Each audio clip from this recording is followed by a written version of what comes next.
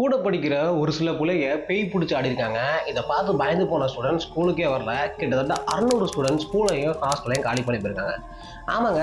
But இது பேய் இல்ல. நம்ம எல்லார் லைஃப்லயும் டெய்லி ஆட்டி படைக்கிற ஒரு டீப் சைக்காலஜி தான். மகாராஷ்டிரா மாநிலம் அமராவதி மாவட்டத்துல ஒரு கிராமத்தில் பழங்குடி மக்களுக்கான ஒரு ஆசிரம ஸ்கூல் இருக்கு. அந்த ஸ்கூல்ல தான் இந்த இன்சிடென்ட் நடந்திருக்கு.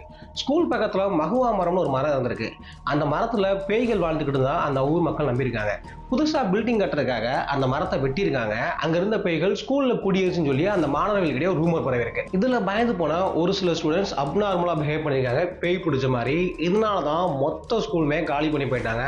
எல்லா பேரண்ட்ஸுமே தங்க பிள்ளைகளை ஸ்கூலுக்கு அனுப்ப பயப்படுறாங்க. மேட்ரு பெருசாக Maharashtra state government local government அபிஷியல்ஸையும் டாக்டரையும் ஸ்கூலுக்கு அனுப்புறாங்க.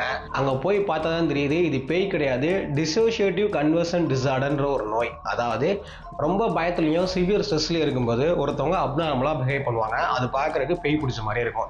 இதை பார்த்து பயந்து போற மற்ற ஸ்டூடெண்ட்ஸும் அவங்கள மாதிரி ஆக்ட் பண்ணுவாங்க. இதுதான் dissociative conversion disorder, mass hysteria. அதாவது நிறைய பேர் ஒரே மாதிரி பண்றது ஒரு இடத்துல. இது இந்தியால ஏதோ ஒரு கிராமத்துல மூட நம்பிக்கையால நடந்த ஒரு நிகழ்வு ஈஸியா கடந்து போயிட முடியாது. நம்ம எல்லா லைஃப்லயும் டெய்லி நடக்கிற ஒரு நிகழ்வு.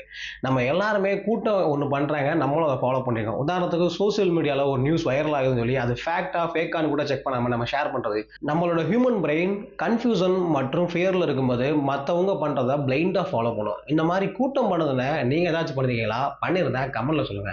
மேலும் நம்ம பேஜை ஃபாலோ பண்ணிக்கங்க. இந்த மாதிரி இன்ட்ரெஸ்டிங்கான ஃபேக்ட் தெரிஞ்சுக்க.